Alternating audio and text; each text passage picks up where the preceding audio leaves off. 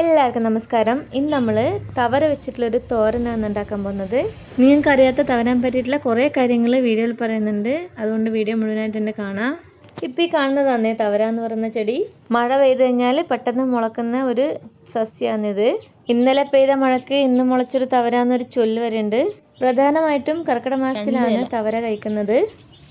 ഈ തളിരേൻ്റെ ഇങ്ങനെ രണ്ടര ഇങ്ങനെ വെച്ചിട്ടാണ് തവര പറിക്കുക. സാധാരണ നമ്മൾ പിന്നെ പറിക്കുമ്പോൾ തന്നെ ഇലയെല്ലാം നല്ലതാണെന്ന് നോക്കിയിട്ട് വേണം പറിക്കാൻ. മേൽവശം പറിച്ചിട്ട് നോക്കണം. അതിൻ്റെ കാരണം കുറച്ച് കഴിഞ്ഞാൽ ഈ ഇലയെല്ലാം ഇങ്ങനെ വാടിപ്പോവും. അപ്പോൾ പിന്നെ നമുക്ക് നോക്കാൻ ബുദ്ധിമുട്ടായിരിക്കും. നമുക്ക് ഇല പറിക്കാം. ഇതിപ്പോൾ കുഞ്ഞു കുഞ്ഞു തവരകളാണ്. ഇതിന് കുറച്ചുകൂടി വളർന്ന് പൂവൊക്കെ ഉണ്ടാവും. അപ്പം നമുക്കിതിൻ്റെ പൂവടക്കം തോരൻ വെക്കാവുന്നതാണ്. തവരക്ക് അടിയിലോട്ടുള്ള തവര എന്താ പറിക്കാത്തതെന്ന് വെച്ചാൽ അതിന് കട്ടി കൂടുതലായിരിക്കും. കട്ടി കൂടുന്നതിനനുസരിച്ചിട്ട് നല്ല വേവ് ഉണ്ടാവും. അതുകൊണ്ട് നമ്മൾ അടി ഇലയൊന്നും പറിക്കുന്നില്ല. നമുക്കതിന് പുഴുക്കളൊന്നും ഉണ്ടാവുന്നില്ല. നോക്കാം. അപ്പം നമ്മൾ മേലവശം നോക്കിയിട്ട് പറിച്ചിട്ട് പിന്നെ നമുക്ക് പറിച്ചെടുത്തതിന് ശേഷം താഴെവശം നോക്കാം. ഇതിലിപ്പോൾ നല്ല മഴ പെയ്തപ്പോൾ പുതിയതായിട്ട് മുളക്കുന്നുണ്ട്. ഇവിടെ ഉള്ളവരൊന്നും അങ്ങനെ ഈ തവര കഴിക്കുന്നത് കണ്ടിട്ടില്ല. സാധാരണ തമിഴ്നാട്ടിലാണ് കുറേ തരത്തിലുള്ള ഇലക്കറികൾ ഭക്ഷണത്തിൽ ഉൾപ്പെടുത്തുന്നത്. ഇതെല്ലാം നിങ്ങൾ തോരനാക്കുമോ? ഞങ്ങളിതൊന്നും കഴിക്കില്ല എന്നാണ് പറഞ്ഞത്. പിന്നെ എല്ലായിടത്തും ഇങ്ങനെയാണോന്ന് അറിയില്ല. കർക്കിടക മാസത്തിലാണ് സാധാരണ താളും തവരയെല്ലാം കൂട്ടണം എന്ന് പറയാം. ഇപ്പം കർക്കിടക മാസത്തിലായതുകൊണ്ട് നമുക്ക് തവര മാത്രം പറിച്ചിട്ട് തോരനാക്കും. ഇവിടെ തമിഴ്നാട്ടിൽ തന്നെ കൂളുത്തുക എന്ന് പറഞ്ഞ ഒരു പരിപാടി ഉണ്ടാവുക കർക്കിടക മാസത്തിൽ. ഇത് ആടി മാസം എന്ന് പറയും. ഈ മാസത്തിൽ നമ്മളെ കല്യാണത്തിൻ്റെല്ലാം ആടി ഓഫർ കേൾക്കുന്നില്ലേ, അതാണ് ആടി മാസം. ആടി മാസം കർക്കിടക മാസം പോലെ ഇത് നിശ്ചയിച്ചാണ്. ചേട്ടൻ്റെ നാട്ടിലുണ്ടോ ചേട്ടൻ തവര? എൻ്റെ നാട്ടിൽ ഞാൻ ഉണ്ട്. ചേട്ടൻ കഴിച്ചിട്ടുണ്ടോ തവര? ഉണ്ട്. അപ്പോൾ നമ്മൾ ഇത്രയും പറിച്ചിട്ടുണ്ട്. ഇതിപ്പോൾ ഒരു പ്രാവശ്യത്തിന് ഇപ്പോഴത്തെ അത്ര മതിയാവും. നമ്മളിപ്പോൾ തവര മാത്രമായിട്ടാണ് തോരൻ വെക്കുന്നത്. ഇനി ഇത് പോയിട്ട് ഇനി ഒന്നും കൂടി നോക്കണം. ഇപ്പോൾ അങ്ങനെ കറുത്ത അങ്ങനത്തെ പാടിലുള്ളത് ഉണ്ടാവും. അപ്പോൾ അതെല്ലാം കളഞ്ഞിട്ട് പുഴുക്കളെല്ലാം ഉണ്ടാവാൻ ചാൻസ് കുറവാണ്. നമുക്കിത് നോക്കാം. ഇടയ്ക്ക് പിന്നെ ഇത് ഇങ്ങനത്തെ ഒരു വെള്ള കളർ സാധനം എന്തോ ഒരു മുട്ട കാണാം. അപ്പോൾ അത് ഒന്ന് നോക്കണം. തവരയൊക്കെ നോക്കി കഴുകി വൃത്തിയാക്കി എടുത്ത് വെച്ചിട്ടുണ്ട്. ഇവിടെ ഇപ്പോൾ രണ്ടാൾക്ക് കഴിക്കാൻ ഇത്ര മതിയാവും. എന്നെ പറിക്കുമ്പോൾ പണ്ടിട്ടായിട്ടില്ല. ഇതിങ്ങനെ വാടി പോകുന്നപ്പോൾ അത് കണ്ട ഇപ്പം നോക്കിക്കഴിഞ്ഞാൽ മനസ്സിലാവും.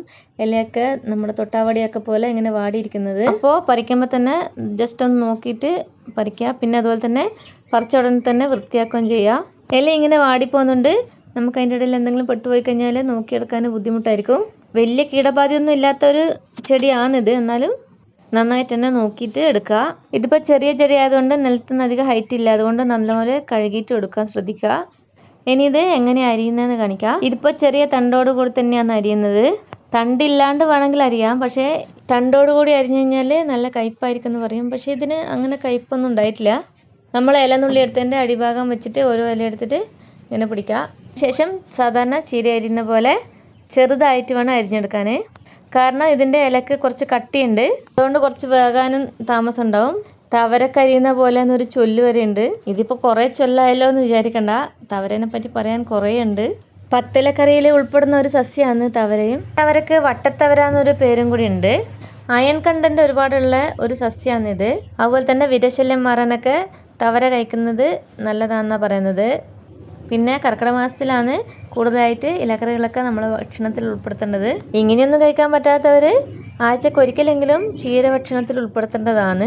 ചക്കയും മാങ്ങയും മുമ്മാസം, താളും തവരയും മുമ്മാസം, ചേനയും ചേമ്പും മുമ്മാസം, അങ്ങനെ ഇങ്ങനെ മുമ്മാസം. ഇതാണ് പണ്ടത്തെ അടുക്കളയിലത്തെ മെനു എന്ന് പറയുന്നത്. അതായത് ഭൂമിക്ക് മേലെ വളരുന്ന കായ്കൾ 3 മാസം, പിന്നെ ഇലക്കറികൾ, പിന്നെ അതുപോലെ തന്നെ ഭൂമിക്കടിയിൽ വളരുന്നത്, പിന്നെ ഇതെല്ലാം സംസ്കരിച്ചിട്ടുള്ളതും പിന്നെ ബാക്കിയുള്ളതെല്ലാം കൂടി 3 മാസം. ഇങ്ങനെ കയ്യിൽ വെച്ചിട്ട് അരിയാൻ ബുദ്ധിമുട്ടുള്ളവർക്ക് ബോർഡിൽ വെച്ച് അരിയാവുന്നതാണ്. ഇപ്പം ഞാൻ തണ്ടുള്ള ഭാഗം എടുത്തുകൊണ്ട് തന്നെ തണ്ടുള്ള വശം കുറച്ചും കൂടി ചെറുതായിട്ട് അരിയണം, ഇല്ലെങ്കിൽ ഇല വന്നിട്ട് തണ്ട് വേകാണ്ടാവും. അതുപോലെ തന്നെ കുറച്ച് ഉറപ്പുള്ള തണ്ടാണെങ്കിൽ അത് അധികം എടുക്കണ്ട. ഞാനിപ്പോൾ പറിച്ചതെല്ലാം ഇളം തണ്ടായതുകൊണ്ടാണ് മുറിച്ചിടുന്നത്. അങ്ങനെ കയ്യിൽ വെച്ചരിയുന്ന എനിക്ക് കുറച്ച് റിസ്ക് ഉള്ള പണിയായതുകൊണ്ട് ഞാൻ ബോർഡിൽ വെച്ചിട്ട് കിടക്കിടാന്ന് അരിയുന്നുണ്ട്. തവരക്ക് ചില സ്ഥലത്ത് തകരാന്നും പറയാറുണ്ട്, അതുപോലെ തന്നെ പൊൻതകരാന്നാണ് പറയാറുള്ളത്. ചിലർ പറയുന്നത് ഇതിനകത്ത് പൊന്നിൻ്റെ അതായത് സ്വർണത്തിൻ്റെ അംശം ഉണ്ടെന്നാണ്. എന്തായാലും ഇത് ബുദ്ധിശക്തിക്കും ഓർമ്മശക്തിക്കൊക്കെ നല്ലതാണെന്ന് പറയുന്നത്. അവസാനം തവരനെ പറ്റിയിട്ട് ഒരു പാട്ട് കൂടി പാടുന്നുണ്ട്. അപ്പം പാട്ട് കേൾക്കാൻ ആഗ്രഹമുള്ളവർ വീഡിയോ അവസാനം വരെ സ്കിപ്പ് ചെയ്യാണ്ട് കാണേണ്ടതാണ്. അങ്ങനെ നമ്മളെ തവരയൊക്കെ അരിഞ്ഞ് കഴിഞ്ഞിട്ടുണ്ട്. ചെറുതായിട്ട് അരിഞ്ഞ് തന്നെയാണ് കുറച്ചും കൂടി ടേസ്റ്റ്.